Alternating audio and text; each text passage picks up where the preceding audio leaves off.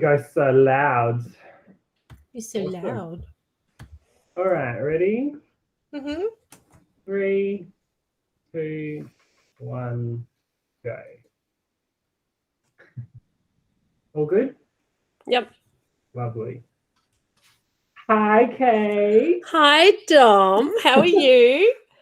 I'm fabulous. I'm a bit sweaty though. It's a bit muggy in Melbourne. Oh, it's so gross. If at some point you cannot hear anything that Dom or I are saying, it's because it'll just randomly start raining torrentially. So, Yeah. Or will blow away like the Wicked Witch of the West or the North. I'm the North. You're the east. Yeah. Yeah. Yep. Okay, well, that means that we definitely need a Wicked Witch of the West, which is perfect little segue, because guess what, listeners? We've got a special guest. Woo! Hi, Troy. Hi. I'm just happy to sit here like a creeper and just perv on both of you and go, what are these people doing? I feel like I should be at a window looking at you. I'm slipping a nip for those that can't see. Oh, lovely. You just that doesn't even take any encouragement though. It just happens all the time. You are the Janet Jackson of the group, except you are also your own Justin Timberlake. Oh, you can do both at once. Yeah, absolutely. Thank you so much for joining us today, Troy. I'm really excited about this episode. And it's always nice to get someone else, involved in a podcast. And you're our first official guest. It's very cool. I did actually. I really pulled for this. I was like, I need to be the first guest. Amazing. You've done it.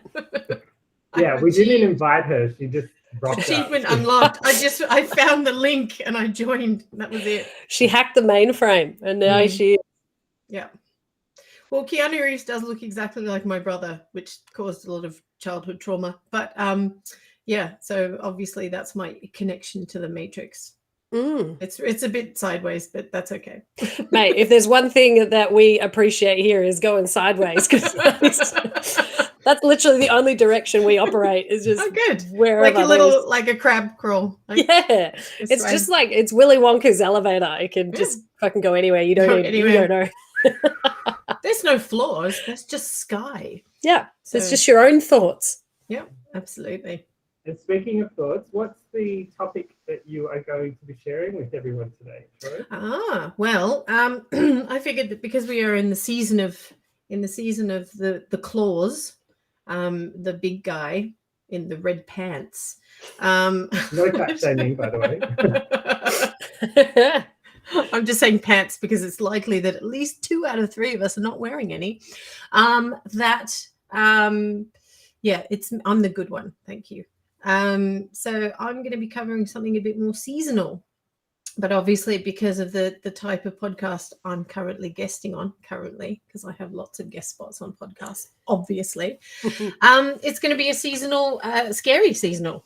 So some people may have heard of it and some people may not have, but in true European fashion, because it is vaguely European, as am I, that it's going to be something to do with the weirdos that live in the Northern Hemisphere. But obviously with an Australian focus. Bit of an Aussie twist. Yeah, absolutely. Brilliant. Well, it's an Aussie twist in the fact that it's an Aussie speaking about it. So, but that's twisty enough, right? I think, spoiler alert. Yeah. That's the twist at the end of our story. Guys, hang out for the Aussie connection. Turns out it was me that was telling the story. Absolutely. And that's why I will never write a whodunit. You won't even have to read the last page. Just read the first page. It was the butler, and then we work back from there. This is the first scene of Poirot. He's like, all right, I don't know what the crime is, but can everyone gather? I've got something to tell you. It's always the best part anyway, let's be honest. Easily.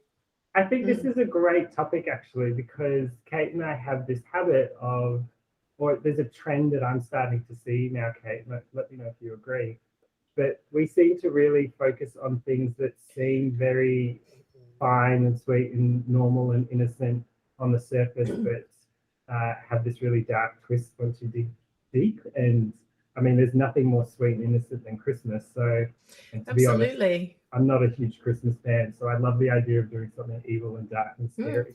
Well, see, the thing is, I am a huge Christmas fan, and yet, even when I found out about this particular part of the entire Christmas sort of myth, or no, it's not myth, it's true. Sorry, kids. Oh, another spoiler alert. So I found this out, and you think it would spoil it for me. You think I would feel betrayed, but actually, I sort of went, that makes it a bit more cool, you know, a little bit less jolly fat man and a bit more kind of, you know. And I think as a child, that was the thing that actually used to scare me the most. It wasn't the, you know, the really overly scary things that are really obvious. It was the things that on the surface look really kind and nice and sweet, and then you just catch a slight glint in the eye or a little bit of an off-kilter note in the music, and you think, oh, something's wrong here. And I think that's something that, you know, everybody can sort of speak to. But the difference is that some people run away from that. But in Europe, they don their galoshes and swim around in it. Wonderful. Which is something you have to respect, really. That's amazing. Yeah, we definitely were having a bit of a chat last week, Troy, about clowns and about how, clowns. and yeah, but we were talking a little bit about why they frighten people. And a lot of it is to do with you don't actually know how to process something that should be happy and should be good, but then you aren't sure if they're going to pull a prank on you, or if they're going to, like, something weird's going to happen with their face, or how are they actually feeling because their face is painted. So you just are like frozen there. You just like, I don't know how to quite deal. So I feel like that kind of falls into that kind of category where you just are so unsure, but you don't actually know what to do about it. Well, the strange thing is also I'm quite scared of clowns for a slightly different reason, and it's the same reason I do actually I'm not overly fond of fake Santas. So obviously I'd speak to the real guy, but not the fake ones, and that's because I have a phobia of wigs. Wow. So synthetic hair and wigs, and I'm being very brave talking about it because, as you know, phobias, no matter how ridiculous they are, like some people have phobias of, I don't know, dandelions and toenails and whatever. My phobia is just as odd as everyone else's, and I think I can actually date it to when there is actually photographic evidence that I remember. I think my mother still has it, of me sitting on Santa's lap, and the beard is so big that little tiny pin-headed Troy is sitting there being afraid that I'm going to be suffocated because I have asthma, and I'm leaning away from him, and I just look so unhappy. And it's captured, and I'm about, I think, like 3 or 4 years old, and it's captured my face looking at Santa is like, get that big fluffy white thing away from me. And I have a sense memory of that. So whenever I see anything or anyone with a wig, I have a lot of trouble not retching and not, you know, running away from them, particularly if they're eating food. Wow. It's a strange thing. So when I was a little girl, I never played with dolls because, of course, they have fake hair.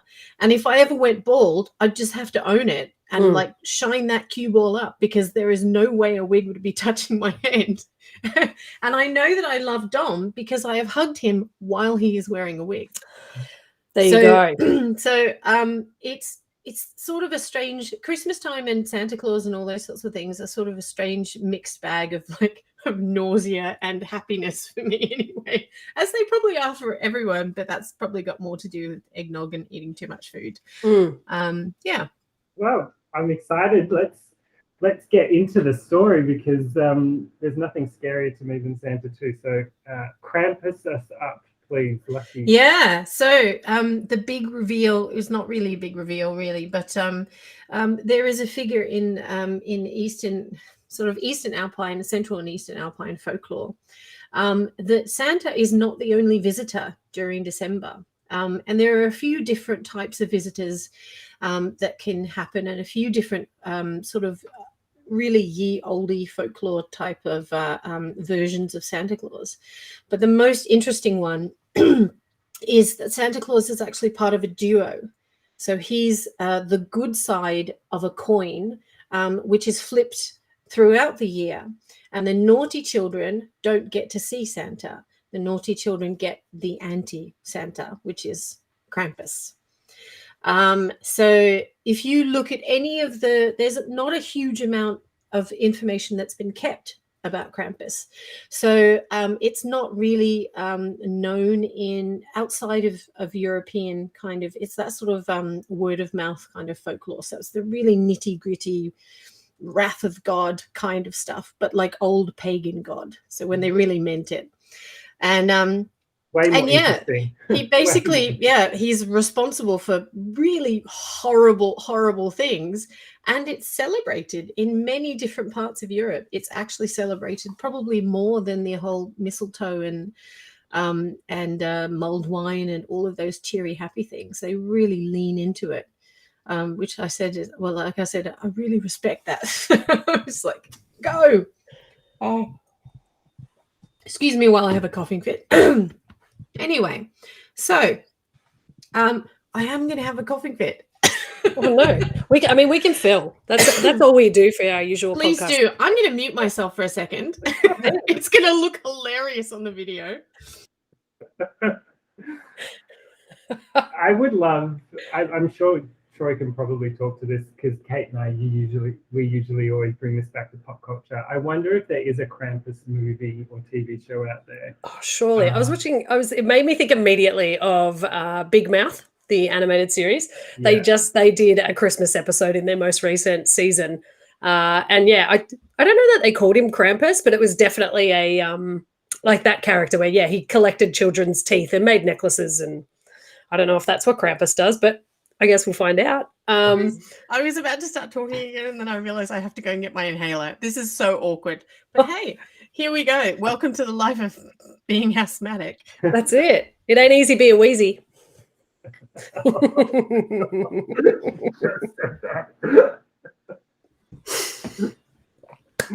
I figure we can pause this bit and chop it rather than fill.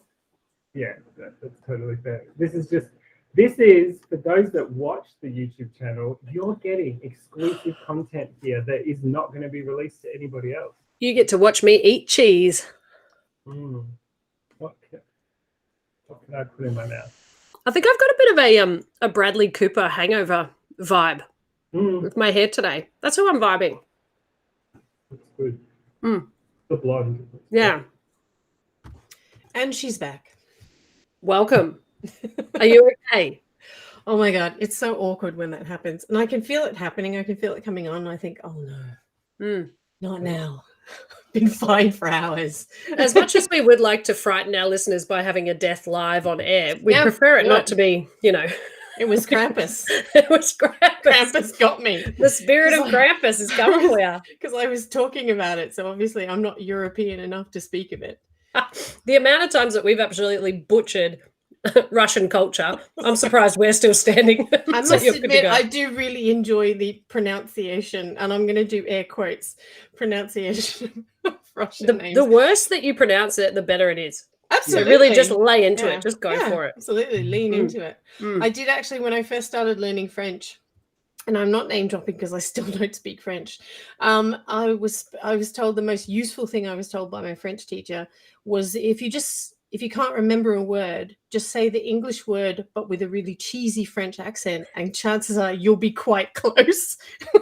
Amazing. That's fair. And it's something I have tested in reality in Paris, although I think it's probably more to do with the fact that all French people can speak English perfectly. So they just went, yeah, we get it. Just shut up. Yeah. Stop insulting us, please.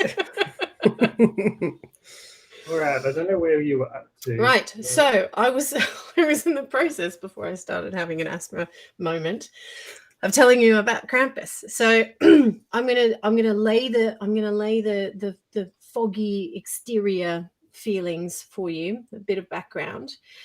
So we are in like I said, in central eastern alpine folklore, so up in the mountains or in the dark, that sort of black forest, cake forest sort of feeling. And Santa Claus, or Saint Nicholas, which is who Santa Claus was based on, was a saint that actually worked in partnership with someone that was really dark, more mysterious, and really very, very nasty. But both of them in sort of partnership together mean that children all over the regions that they covered behaved or else, basically. So, so it was a really nice, way to celebrate December. Well done, Santa and Krampus. Look, I've grown up Catholic most of my life, and there's nothing like guilt to make a child behave. Yeah. So he wasn't really Santa's enemy. So I'll give you a little bit of their background relationship. So basically, Krampus and Saint Nicholas, they're companions. So they are yin and yang, to bring in a little bit of Eastern type thing. There's always a balance. So together they create the balance of Christmas time. And so they Saint Nicholas and both of them take care of the consequences. So you either get the good consequences of your behavior or you get the oopsies. And they're really fabled. So Saint Nicholas has this beautiful, benevolent personality and aura. He's almost, sort of well, godlike, I suppose. And then Krampus has elements of how we would think of Satan or the devil, but he has a certain level of really harsh justice to his behavior. So basically, the worse you behave, the worse he behaves, and the better you behave, the more your rewards. So it still has that heaven and hell kind of element to it, but it's much, much worse because it starts when you're really, really small. So this is pre-Christian. So we're in the pre-Christian world. So we're not in the candy canes. We're not in the snow globes. We're right in the origins of fairy tales. So it's all, Cinderella, where the sisters cut off their pieces at their feet to fit the shoe. And, there's that's another thing. That's the thing. And my face just turned all sorts of ways. They weren't called the Brothers Grimm for nothing. And so it's really dark and bloody and nasty and everything, and all these like children of European, Germanic, mostly Germanic origins, they're like, yay, let's do this, this is normal. So sorry to all of the people that I know that are German, you are absolutely normal, or not, as you would like to be. So Krampus's origins are a little bit hazy. So obviously, as we've become more modern, it's sort of separated. And as we have a tendency to do in the, colonized European world, we have a tendency to just pick and choose the pretty parts of history, of folklore, and then we just sort of, what's the rest of it? We don't need to deal with that. We'll just look at the pretty stuff and pretend everything's okay. Whereas in sort of like the old European style, they really love the ugly stuff. It's the pretty stuff that they don't trust. So we're in the bloody and terrifying, the much worse than their animated counterparts in the fairy tales, so Santa and Krampus. And this is an anthropological thing, so they actually believe in it so much that it becomes a part of anthropology, not just folklore and mythology. And they dished out this form of justice around probably December 5th or December 6th, so earlier than this, so pre-Christian and much earlier, not on the 25th.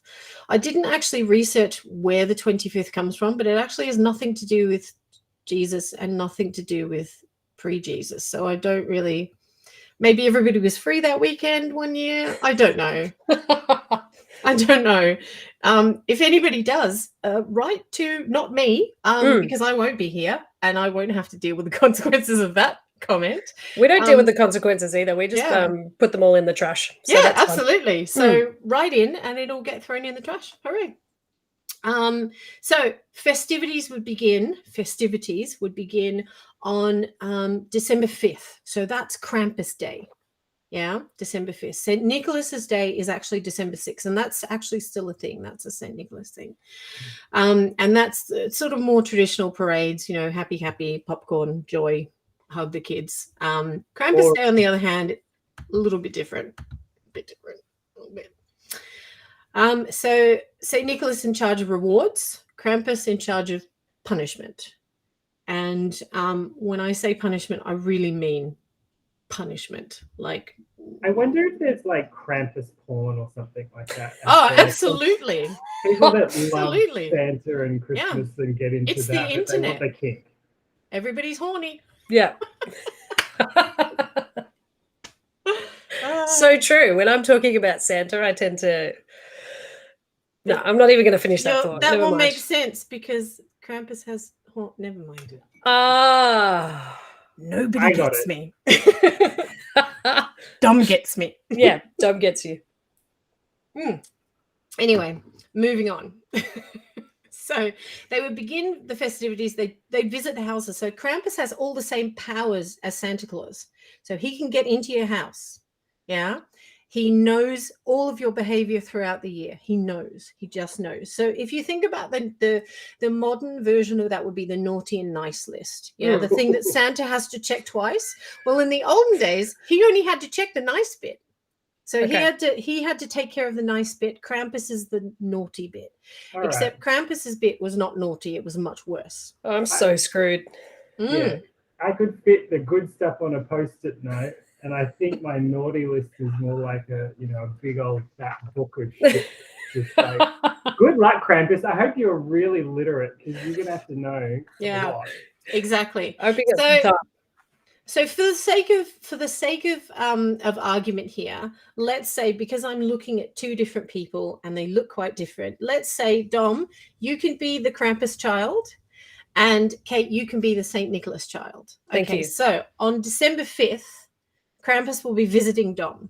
Okay, so let's say Dom's been moderately naughty. So he hasn't listened to his parents. He hasn't been very dutiful. He's maybe pulled his sister Kate's hair a little bit. You're siblings in this. I've just made that up. Perfect. Yeah. So he's been moderately naughty, hasn't done his homework properly, hasn't helped around the house. Yeah. So nothing violent, but nothing. He's not a good boy. He's just a naughty boy. Okay. Right. So December 5th rolls around. You can expect Krampus to, at the very least, hit you with a bunch of birch sticks.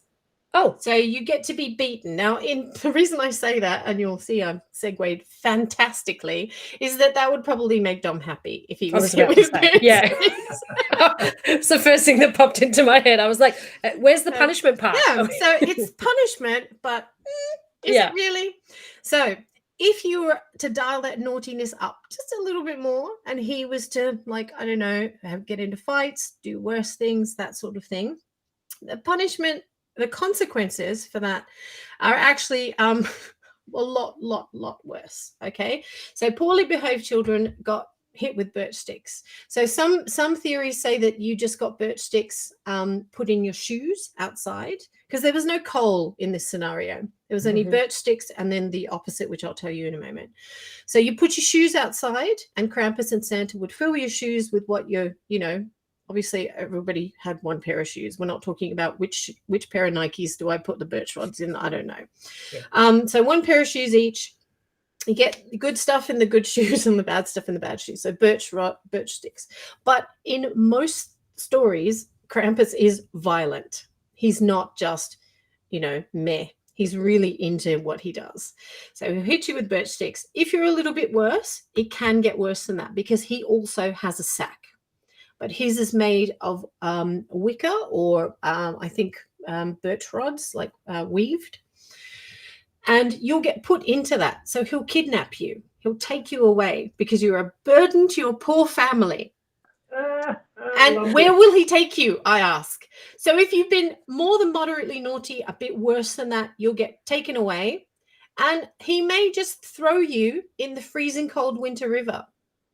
As in, bye-bye, you're going to drown. Oh. Unless it's frozen, in which case you'll just, bounce around and then like a pinball, and then off you go, climb out of this thing and back home. As we've previously discussed, water is not my friend. It's one of my biggest phobias. So now you're a bit scared now? Yeah. Because, it gets worse.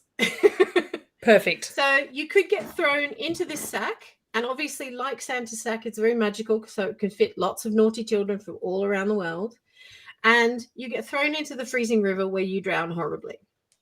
I don't know why I said horribly. There's no nice way to drown. So I'm just going to go and drown myself nicely this weekend. See you on Monday. I'll just drown peacefully in this warm bath. So you drown.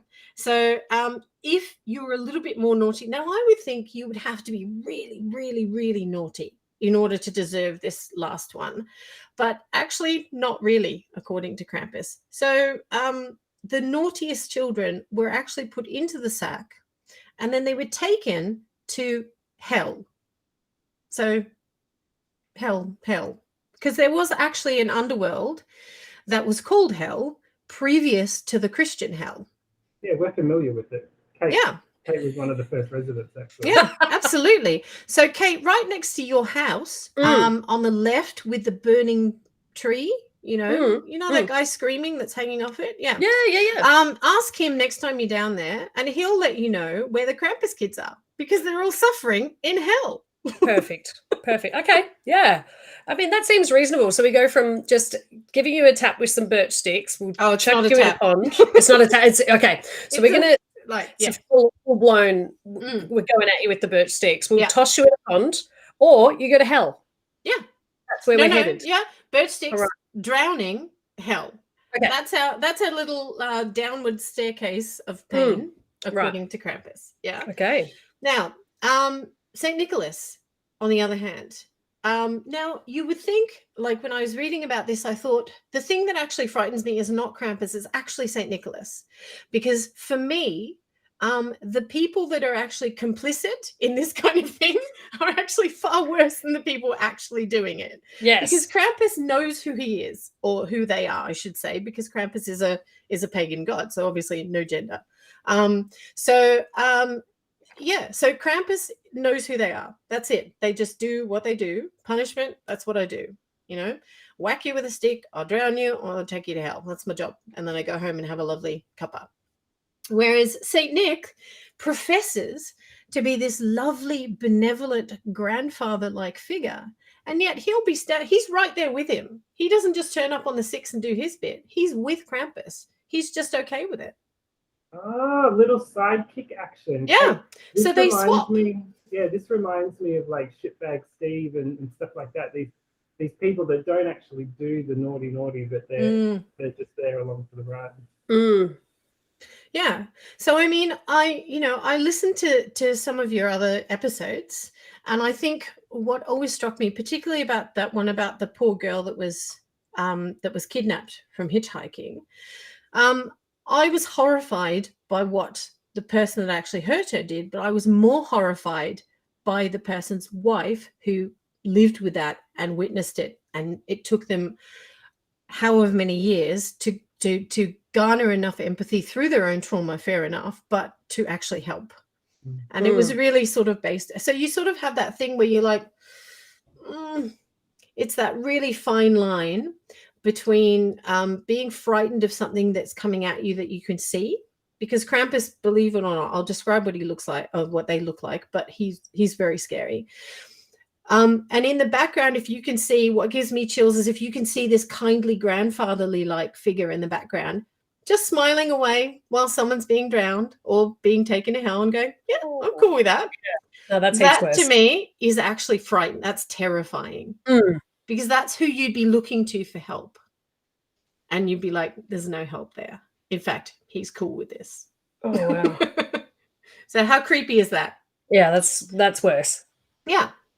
And I think that's probably why, and there is actually a Krampus movie, and there's been Krampus things that have been appearing in sort of more modern cinema and TV, and I'll talk a little bit about that in a minute. But would you like to hear what you get if you've been good?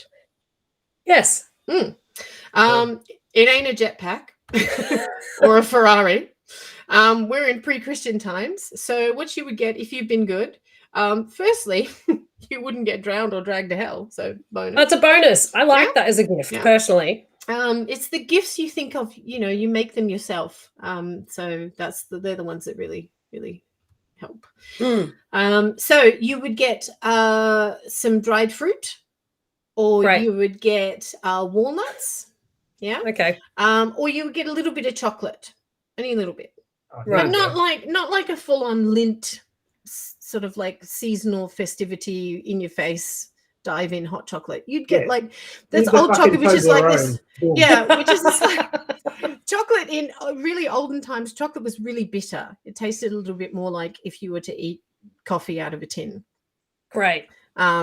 So it's all good news, really. So I can have some, basically, like the beginnings of a shitty charcuterie board is what you get. Or you If can you've have been death good.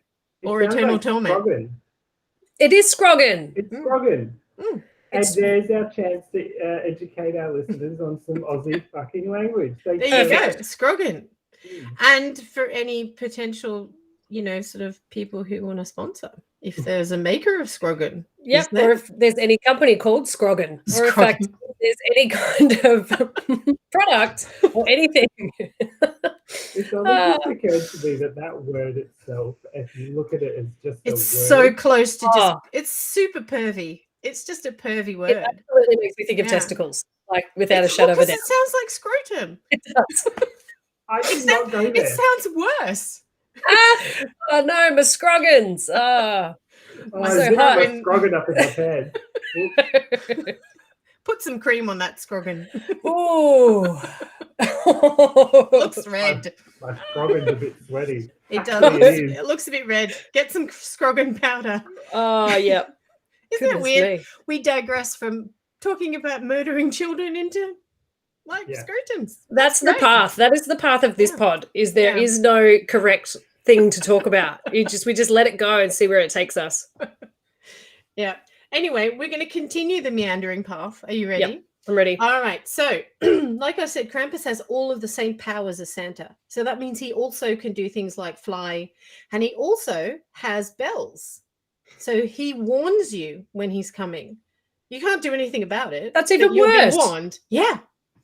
Except he Ugh. doesn't have sleigh bells. So Santa has sleigh bells, yeah. Jingle, jingle, jingle. Pretty, pretty, pretty. Krampus has cowbells. He's got big rusted cowbells. I'm doing this. We're back to the scroggin already. Big rusted cowbells and chains as well. It reminds me of the saying, I'll be there with bells on. All I'm going to think now is evil Krampus? Krampus coming Yeah. with Yeah. the cowbells. So, Cowbells. so basically, you can imagine in the dead of night, if you really wanted to scare everybody, which I'm absolutely certain they do, and I'm pretty sure this is a proper thing, you could just walk through a small village like with cowbells, and they'd be terrified on December 5th. They'd be Wow. like, "Oh no, Krampus, it's a thing." Yeah, can I just pick out, there's a bit of a flaw here. Mhm. We're talking about a time when it's before pretty much everything. They're probably farmers. They've probably got a shit ton of cows on their property anyway Mhm. with bells. Yes. Like, I don't know, you'd be just all year round going, is that Bessie or is Krampus coming to Exactly. snatch me? Exactly. And Oh. that is how you keep children in line. The Take origin some of the notes, Kate. cowbell. Huh? I've covered that as notes, well. Kate. Yeah. Yeah, I'm Yeah. going taking notes. You Oh, I'm know. going to take some cowbells on the next year 7 camp I go on. Yeah, if any of the kids misbehave, just elbow one of those suckers. Not the kid, Perfect. the No. cowbell. Oh, And then- got you. Sorry, got to be clear about that because Yeah, honestly, I'll do absolutely. it. I'll do It's it. frowned upon, apparently. So the cowbells are actually there to warn you. The chains, however, they're back to the drowning thing. They hold you down, so you get wrapped in the chains before you get through. I forgot to mention that Perfect. because it was bad enough already. So yeah, so they'll tie you up. And what that reminds me of is, have you seen A Christmas Carol or read A Christmas Carol? Yes. So the first ghost that visits Scrooge is that of his ex business partner and boss, and he's covered in Jacob Marley, I think his name is. He's covered in chains, and those are the chains that he forged during his lifetime from all the evil deeds he did. So every link of the chain is something that he did that was bad, and he forged that. It got wrapped around him, and then basically he spends his afterlife encased in that.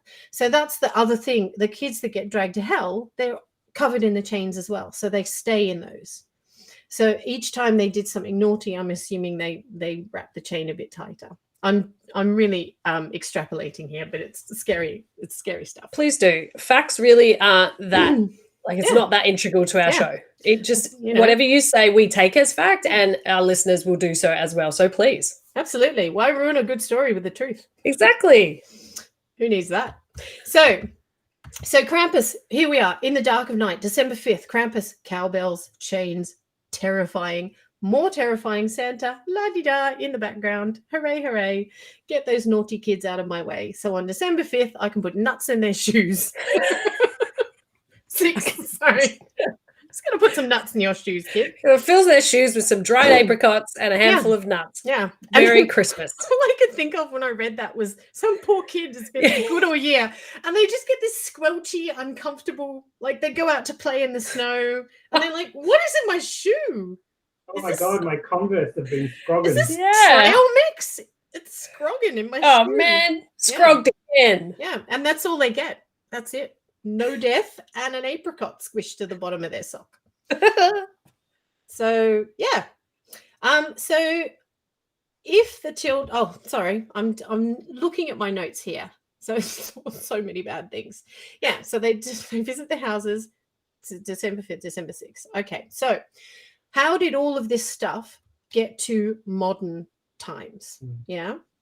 Because you said, you know, there's a few holes in the story, and there are many holes in all folklore, but I would argue there are many holes in everything. So that sounds a bit rude. And Tom's face is straight away. Yeah. Yes, there are many holes. Many holes. Moving on. Okay, so I'm just gonna, sorry, you can hear my computer clicking because I'm so awesome at this. That's right. So what we do is we always just fix it in post. Yeah. Everything. Do it. All right. So I guess the overview I would say is, you know, for those 2 days of the year, December 5th, December 6th, if you behave yourself all year, you may make it to December 6th. Yes. Yeah, that's the best I can promise you. It's not going to be a happy day, but it'll be an alive day. And it will be a day that you don't, sort of suffer in hell. So in sort of parades and things that happen in modern times, they've kept this kind of tradition alive, this tradition of Krampus. So they're actually called, and you're gonna be able to pick on me about my pronunciation now. So the English translation is Krampus Run. Okay, but the German translation is actually Krampuslauf. Okay, so during the parade, a whole bunch of young men, such troublemakers, participate in it, but they don't participate as the kids. Obviously, they participate as the Krampuses. And that's the other thing, Krampusai, nemesis. So, because it could be nemesis, so it could be Krampuses. I like it. Yeah. So the Krampus tradition is kept alive because obviously there is a long tradition of older people frightening younger people into submission. And why not do it in the seasonal spirit of giving? I give to you terror. So during these parades, which are very, very, very aggressive, the young men actually dress like Krampus, okay? Because Krampus is there to meter out the Christmas violence. That's his job, yeah? And it is violent. So you'll be going into this parade as Krampus, and Krampus can actually make himself into more than one entity. So there's only one Santa. There's only one Saint Nicholas. But if desired and if needed, there can be many Krampus figures. They're all the same and they all meter out the justice, but it's not just one sort of figure. So on any given December 5th, you could have like thousands in your village. They could just overrun you. And that to me is actually quite scary. If you look out the window, there's not just one, there's like a lot. Footage of these parades, and they go next level. Yeah, it's terrifying. So basically they hold that personality of Krampus and they really push it through. So in Salzburg, I read in Salzburg, the Krampuslauf parade features the costumed revelers who take the mythology of the Christmas demon very, very seriously. And they roam the parade and they deal out beatings to people they don't think they like. So they actually just go and hit people. And if you go and run into a shop or a restaurant or anything like that, members of the public could easily be subject to stalking. They could be terrifying. They could be brutalized. And people get properly injured in these things. And they don't have to face any consequences because it's all in the spirit of Krampus. What? Yeah, they're not being them, they're being Krampus, and they're keeping the tradition alive. And the authorities have no problem with this. No problem at all. So the authorities have become like St. Nicholas, where What? they just stand back They're and look. compliant. Yeah. Oh my God. Yeah. As soon as you said like Salzburg, though, I just imagined the ending of The Sound of Music being a bit different. Exactly. But that's what freaked me out about that as well, because how pristine and pretty and lovely is The Sound of Music? Then throw in a big demon in there, and you're like, what? I could just imagine poor Julie Andrews running away with this big horned massacring monster, chasing her with all the little poor Von Trapp children dead on the ground behind her. Jesus. How's that for an image? I mean, I think my mum would like that ending. She hates The Sound of Music as a film, but oh wow, that's creepy as. I think I almost find that more frightening in the sense of like that's real life. That happens, and that's it happens now. I don't know what COVID times have done to that. That adds another level of fear. It's like you've hit me on the head with a stick, and you could cough on me. Yeah, and you didn't stay within 1.5 meters. Yeah, if you're gonna beat me, do it from 1.5 meters away, please. Yeah. God.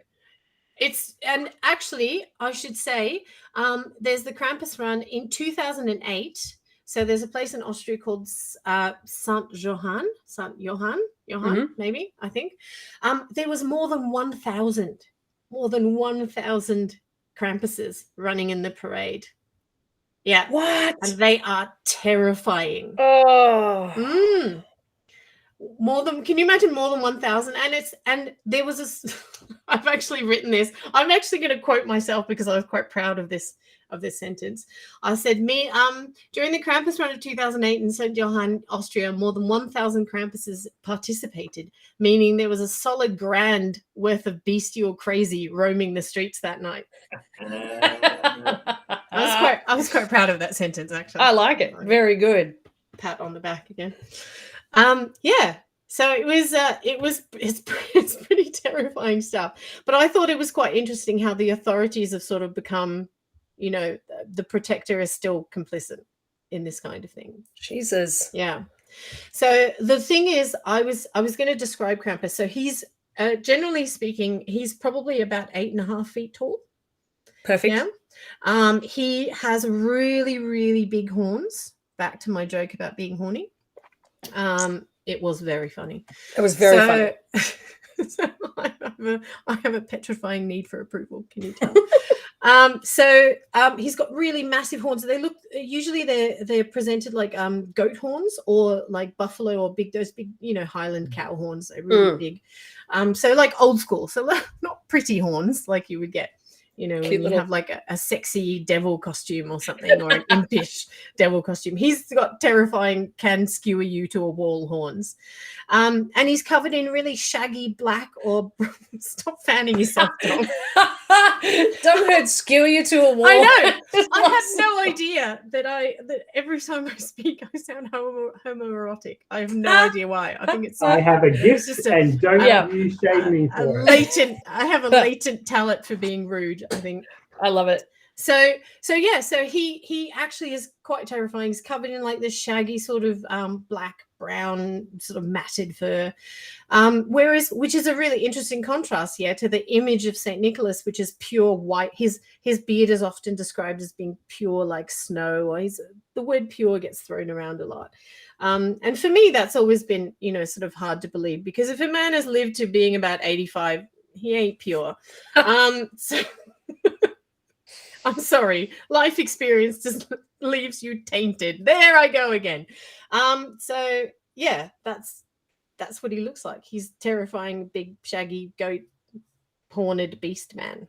Or person, I should say. We'll put some pictures up on our Instagram as well for those of you who can't quite picture it. And please include the Victorian Christmas card, because there is actually England does many things well, but what it does most well is appropriating other people's culture. And I can say that because I am half English, and I can admit that at least half the time. So Victorian Christmas cards that people used to send were not pretty Christmas cards. They were depictions of terror. And there is actually one that I sent I sent to Dom, which you guys can include on your socials, of the figure of Krampus, and he's stuffing a little boy into his wicker sack.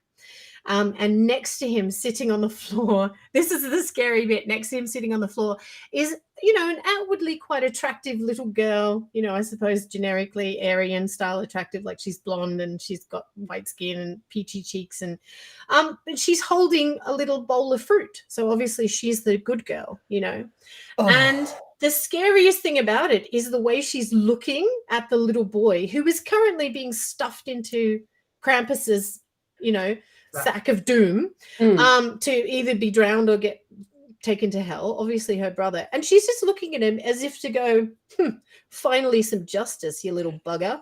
Like, just smashing her scrogen. Yeah, she's just sitting there eating scrogen, waiting for her brother to be dragged to hell. So, Jesus.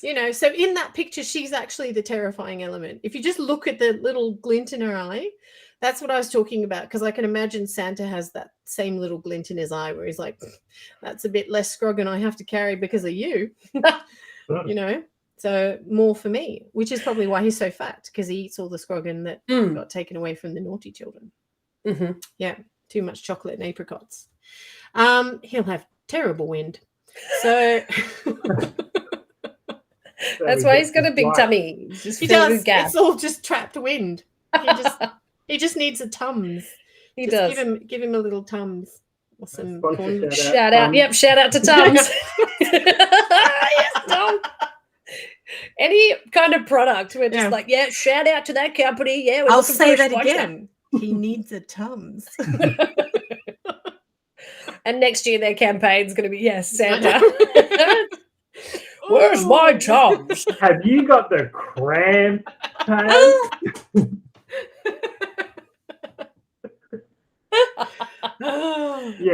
We've hit the 50-minute mark, which means that all the jokes are now just shit. We've just left the bad. Totally. Oh, now they're shit. Okay, sorry.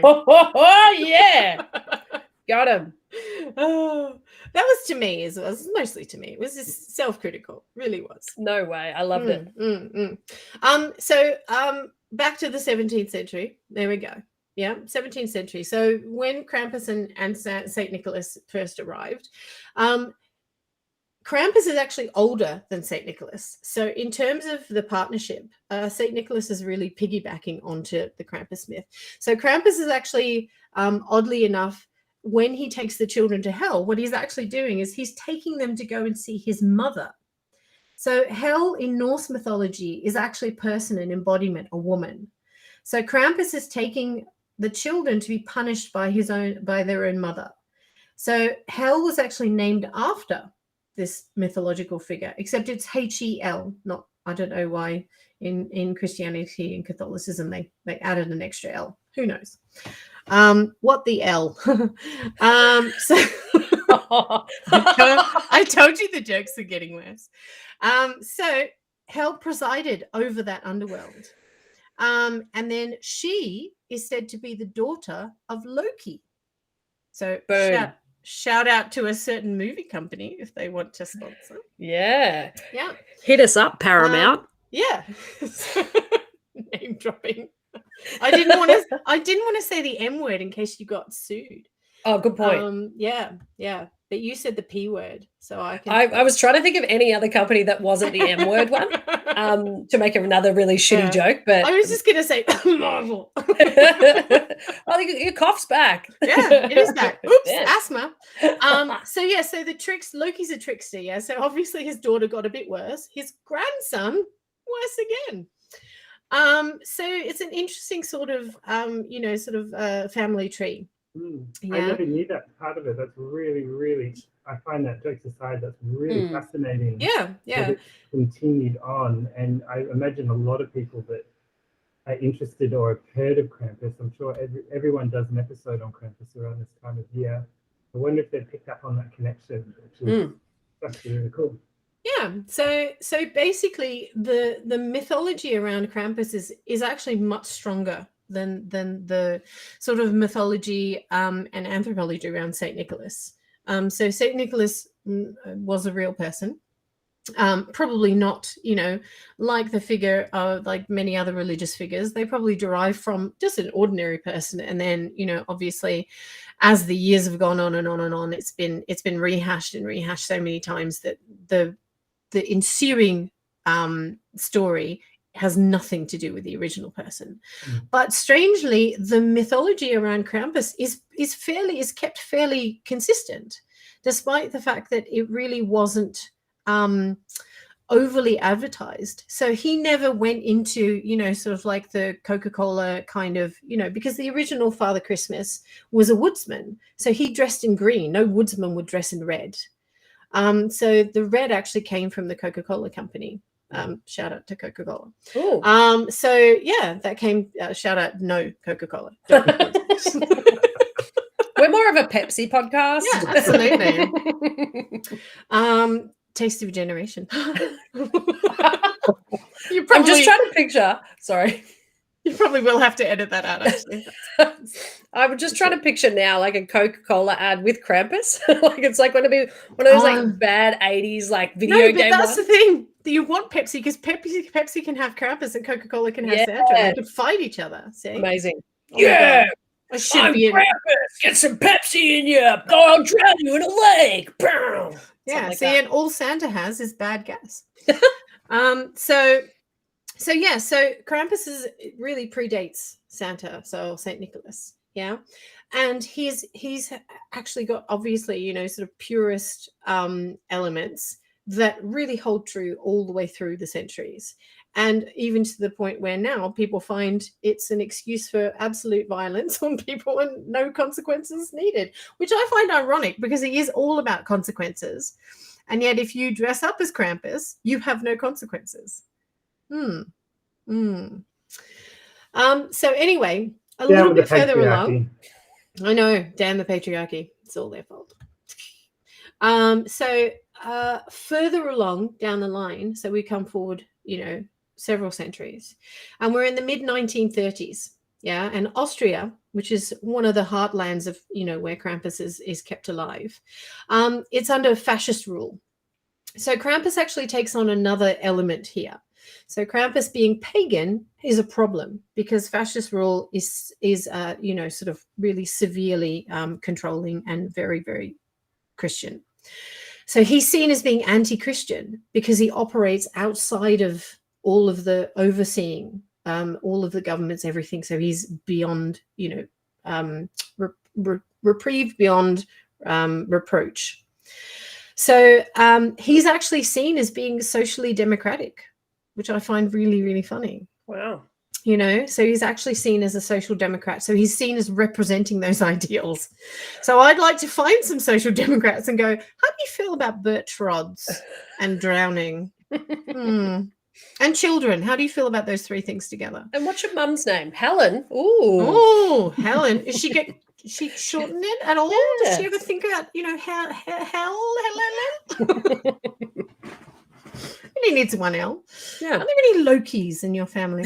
So it's seen as socially democratic, and it even goes so far that the Austrian Catholic Union actually calls for a boycott on the Krampus runs. So they actually call for a boycott. They say you're not allowed to represent this entity anymore, and the parades were all forbidden.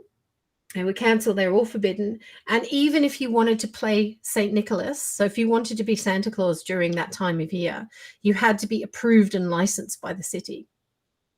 So they really started to fold in, not because of St. Nick, always because of Krampus. So he was the problem. Yeah. And then the government in Linz pledged to arrest Krampus. Now, I find this really interesting because these children would have grown up with this fear of Krampus, yeah? So they pledged to arrest Krampus. They didn't pledge to arrest a person dressed as Krampus. They said, arrest Krampus when you see it. So this belief that he is real is so strong that, if you were playing St. Nicholas, you could get in trouble. But if they saw Krampus, they would get arrested. As if you could arrest a demigod. I mean, come on. Yeah, so it really speaks to that belief that he's mythological, but not really, that belief that's very, very strong and still holds today. Yeah. And further along after the 1930s, we go to Vienna. And in 1953, there's a kindergarten system, these poor little buggers. The kindergarten system actually published a pamphlet telling all the parents not to celebrate the Krampus run because he is an evil man and he would scar the children for life. Now, I think they had a point there. I agree. I'm inclined to agree. I really am. So to be fair, they probably had, a bit more of an idea, but he's got this huge hold in the European psyche that Santa Claus just doesn't have, which is probably why he just sits back and allows it to happen, because he's, it's passive aggressive, like, well, you didn't like me better, so to you, enjoy hell, kids. Yeah, have some walnuts in your face, not in your shoe. I don't know which will be more uncomfortable. I think walnuts would be less uncomfortable actually in the face, because you've got the frontal lobe and your bone in your skull to sort of, you could just head it away. You just bounce off. Yeah. Whereas in your shoe, it really hurts. I can't get over that. That's just not nice. And then further on to World War II, further back again. We're going to jump forward and back because I'm not a historian. In World War II. I'm going to use that from now on. I'm changing my story because I'm not a historian. Okay. Whatever. What is history anyway? Damn the patriarchy. Krampus story. So during World War II, Krampus even gets a look in there. And guess which side he's on? Not the side you would think. Not Hitler's side? Absolutely not Hitler's side. Wow. Yeah. Krampus and Nazis. They don't like him. So I think that just goes to show that not everybody's all bad. So true. I would vote Krampus over the Nazis. Yeah. Just based on my understanding of some history. And you could have a picture, like a poster, where instead of Indiana Jones punching a Nazi, it's Krampus punching a Nazi. That's right. I said Indiana Jones. Shout out to Mr. Spielberg. You want some of that sweet, sweet money. So that's an important lesson to learn, is that, as long as the Nazis don't like you, you're still redeemable. So true. Yeah. Yeah.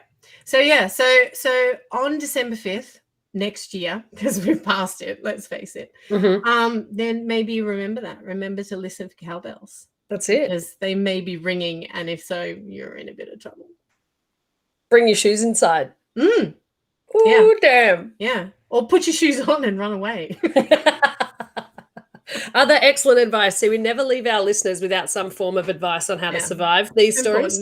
Yeah. So that's perfect. I love that. Also, never claim to be a historian, and then you can get away with anything. Yes, I love it. Wow, Troy, that was a journey and a half. I think we've covered so many things. Yeah, I think so too. Oh, I had one more thing to tell you. If you want to see one piece of cinema about Krampus, there is actually a movie which stars our very own Toni Collette, and she is brilliant in it. I think it was from 2015, so it's actually fairly recent. What is it called? It's called Krampus. Oh, makes sense. Makes sense. And it's really good. It's like kitsch horror comedy. So it's actually really, it'll be right up your alley, I think. I think I know what I'm going to be watching tonight. Yeah. Yep. That's awesome. I must admit, oh, you go. I was just going to say, I just did it again. I said right up your alley. It's been a good podcast for that today. I take absolutely no responsibility for that. Yeah, Troy, I really enjoy it. Like, I have heard and know quite a bit about it already, but you've definitely taught me a couple of new things. So really appreciate you doing a shit ton of research. And you're such a natural storyteller, so I can't speak for Kate, I don't know, but for me, I've definitely enjoyed having you come scare the shit out of us. Thank you. Absolutely. I very much enjoyed that. My mind was blown that there's real life Krampi Krampuses. I don't know. Let's play with that plural. Let's figure it out. That was probably the most horrifying part of that story. I was not aware of that. So yeah, they far see out. you when you're sleeping. It takes on all of the Christmas carols about Santa Claus now take on a whole new meaning, because I can picture that the Krampus is right next to him, or that Krampus is already in your house and Santa's just standing at the window smiling going, sucks for you. What if Mariah Carey is singing All I Want for Christmas Is You, and Krampus is right behind her over her little shoulder? Yeah, waiting to pounce.